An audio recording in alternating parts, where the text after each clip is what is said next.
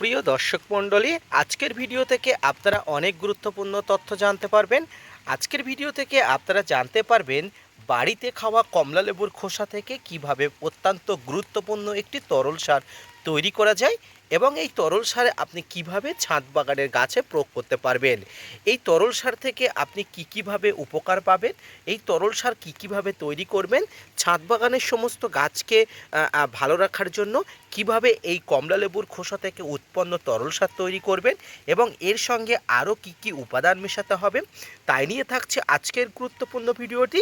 আজকের ভিডিওটি যে যেখান থেকে দেখছেন অত্যন্ত মনোযোগ সহকারে দেখতে থাকুন এবং ভিডিওটি না স্কিপ করে মনোনিবেশ করতে থাকুন ভিডিওর প্রতি।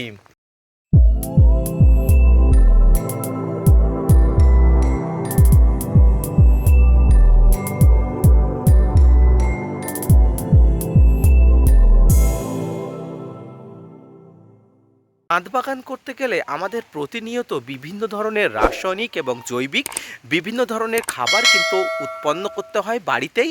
বিভিন্ন ধরনের খাবার কিন্তু রীতিমতো গাছে প্রয়োগ করতে হয় বিভিন্ন সময়ে, কিন্তু কখনো কখনো আমরা অধিক মাত্রা রাসায়নিক সার প্রয়োগের ফলে গাছের কিন্তু অত্যন্ত খুব খারাপ একটা শোচনীয় দশা হয়ে যায়। তাই কিন্তু গাছের বিভিন্ন ধরনের খারাপ অবস্থা থেকে দূর করতে এবং রাসায়নিক বিভিন্ন ধরনের কীটনাশকের প্রভাব থেকে গাছকে রক্ষা করতে বাড়িতেই কিন্তু বিভিন্ন ধরনের ফেলে দেওয়া সবজির খোসা, বিভিন্ন ধরনের তরল পদার্থ কিন্তু তৈরি করা যায়। এই ফেলে দেওয়া সবজির খোসা থেকে শুরু করে বিভিন্ন ধরনের লেবুর খোসা থেকে আজকের যে তরল সারটি তৈরি করা দেখাবো, এটি কিন্তু সম্পূর্ণ ভিন্নধর্মী একটি তরল সার। আর এটি হলো শীতের একটি অন্যতম জনপ্রিয় ফল লেবু। কমলা লেবুর খোসা থেকে বাড়িতে খুব সহজেই কিন্তু 2 থেকে 3 দিনের মধ্যে এমন একটি তরল সার তৈরি করতে পারবেন, যে তরল সার যদি আপনি আপনার ছাদ বাগানে প্রত্যেকটি গাছের গোড়ায় সঠিকভাবে প্রয়োগ করতে পারেন, গাছে fibre, vitamin, protein, fat, nitrogen সমস্ত কিছুর অভাব কিন্তু এক নিমেষে দূর হয়ে যাবে। তো আসুন এবার সরাসরি আপনাদের দেখাবো কিভাবে এই তরল সারটি আপনি প্রয়োগ করবেন। প্রথমেই আপনাকে 2 থেকে 3টি এইভাবে কমলালেবুর খোসাকে আপনাকে জোগাড় করতে হবে। অর্থাৎ আপনি যদি 500 থেকে 1 লিটার পরিমাণ এই তরল সারটি তৈরি করতে চান, তাহলে কিন্তু 2 থেকে 3টা কমলালেবুর খোসা আপনাকে এইভাবে নিতে হবে। এরপরে এই কমলালেবুর খোসাগুলোকে আপনাকে এইভাবে ছোট ছোট করে কেটে নিতে হবে। দেখুন আমি কেটে নিয়েছি। বাকি খোসাগুলো আপনাদের বোঝার সুবিধার্থে কাটা হয়নি, তবে এই মুহূর্তে আমি আপনাদের কেটে নেব। তো আসুন সম্পূর্ণ খোসাগুলো আমি আরও ছোট ছোট করে কেটে নিয়ে পরবর্তী অংশটি আপনাদের সঙ্গে শেয়ার করি। আপনারা প্রত্যেকে 500 থেকে 1 লিটার জলের জন্য 2 থেকে 3টা কমলালেবুর খোসা নিলেই যথেষ্ট। তাই আপনারা অবশ্যই একটি ধারালো ছুরি নিয়ে বা কাটা নিয়ে এই কমলালেবুর খোসাটাকে কিন্তু একদম টুকরো টুকরো করে নেবেন। তো আসুন এটি আমি একদম টুকরো টুকরো করে নিয়ে দেখাই। সুপ্রিয় দর্শক মণ্ডলী, আপনারা এই মুহূর্তে দেখুন এই যে কমলালেবুর খোসাগুলো আমি একদম কুচি কুচি করে কেটে নিয়েছি এবং এবারে আপনাকে একটি বড় পাত্র নিতে হবে। এই পাত্রে 500 থেকে 1 লিটার পরিমাণ জল আপনাকে নিতে হবে। এরপরে এই যে খোসাগুলো, এই খোসাগুলো অবশ্যই এই যে কমলালেবুর খোসাগুলো অবশ্যই কিন্তু গাছে এই দেওয়ার জন্য কিন্তু এই যে পাত্রের মধ্যে আপনাকে অবশ্যই ডুবিয়ে দিতে হবে। তো এইভাবে আপনারা ডুবিয়ে দেবেন। এবারে এই জলটাকে আপনাকে 2 থেকে 3 দিন বা সর্বোচ্চ হলে 4 দিন আপনাকে কিন্তু একটা ছায়াযুক্ত জায়গায় অবশ্যই ঢেকে রাখতে হবে। এমন একটি পাত্রে ঢেকে রাখবেন যে পাত্রের উপরে কিছু ঢাকনা দেওয়ার প্রয়োজন হয়, যাতে করে উপর থেকে কোনো কীটপতঙ্গর আক্রমণ না হয়।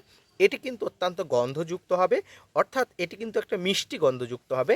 এটি কিন্তু কোনো ধরনের কোনো রকম বিটকেল গন্ধ হবার কোনো চান্স নেই, কারণ আমরা জানি কমলালেবুর খোসা থেকে এক সুন্দর সুগন্ধি পদার্থ আমরা নাকে আসে। এই কমলালেবুর খোসা জলে ভিজালে কিন্তু জলটা একদম হলুদ গোলা জলের মতো অবস্থা হয়ে যাবে। তবে তার জন্য আপনাকে 2 থেকে 3 দিন যাবৎ ভিজিয়ে রাখতে হবে। এইভাবে আপনাকে ভিজিয়ে রাখার পরে 2 থেকে 3 দিন পরে, অর্থাৎ 72 থেকে আপনারা 48 ঘন্টা মধ্যে আপনাকে এই জলটাকে ছেঁকে নিতে হবে। ছেঁকে নিয়ে এর সঙ্গে আরও একটি মিশ্রণ দিতে হবে, সেটি হচ্ছে হলুদ গুঁড়া জল।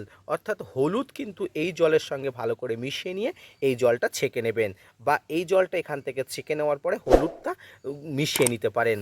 এই হলুদটা যখন জলের সঙ্গে মেশাবেন, তখন কিন্তু অ্যান্টিফাঙ্গাল, অ্যান্টিব্যাকটেরিয়াল জড়িত যাবতীয় সমস্যা কিন্তু আপনারা দূর করতে পারবেন এবং এতে কোনো ফাঙ্গাসের উৎপন্ন বা ফাঙ্গাসের আক্রমণ হবে না।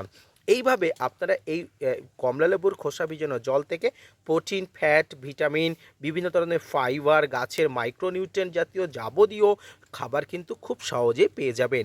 গাছের পাতা সবুজ থেকে শুরু করে গাছের গ্রোথ যদি স্তীমিত হয়ে যায়, আপনারা যদি জৈবভাবে নাইট্রোজেনের উৎস খুঁজতে চান, তাহলে অবশ্যই কিন্তু কমলালেবুর খোসাকে আপনারা একবার ব্যবহার করতে পারেন। দেখবেন ম্যাজিক্যাল মতো কাজ হবে, আপনি অবশ্যই অবাক হয়ে যাবেন। তো ফ্রেন্ডস, আজকের পর থেকে বাড়িতে কমলালেবুর খোসা আর কখনোই ফেলবেন না। এটি ব্যবহার করে দেখুন, আমি নিয়মিত ব্যবহার করি। আপনাদের ছাদ বাগানেও আপনি প্রয়োগ করে দেখুন, কোনো ধরনের কোনো সাইড এফেক্ট নেই, কোনো ধরনের কোনো খারাপ অবস্থা গাছে হবে না, বরঞ্চ আপনার ছাদ বাগানে গাছ হু হু করে তরতর করে বেড়ে উঠবে। তো আজকের ভিডিওটি এই পর্যন্ত। বাড়িতে ফেলে দেওয়া কমলালেবুর খোসা থেকে উৎপন্ন তরল সার কীভাবে গাছকে বড় হতে সাহায্য করে, গাছকে ঝরঝরে হতে সাহায্য করে, তাই নিয়ে আজকের যে বিস্তারিত ভিডিওটি কেমন লাগলো অবশ্যই জানাবেন। এর পরে gardener tips with Kamal YouTube চ্যানেলটিকে যদি ভালো লেগে থাকে, চ্যানেলটিকে সাপোর্ট করবেন এবং ভিডিওটি শেয়ার করতে ভুলবেন না। আজকের ভিডিওটি এই পর্যন্ত। দেখা হচ্ছে পরবর্তীতে নতুন কোনো ভিডিও নিয়ে, নতুন কোনো তথ্য নিয়ে। ততক্ষণ সুস্থ থাকুন, ভালো থাকুন, ধন্যবাদ।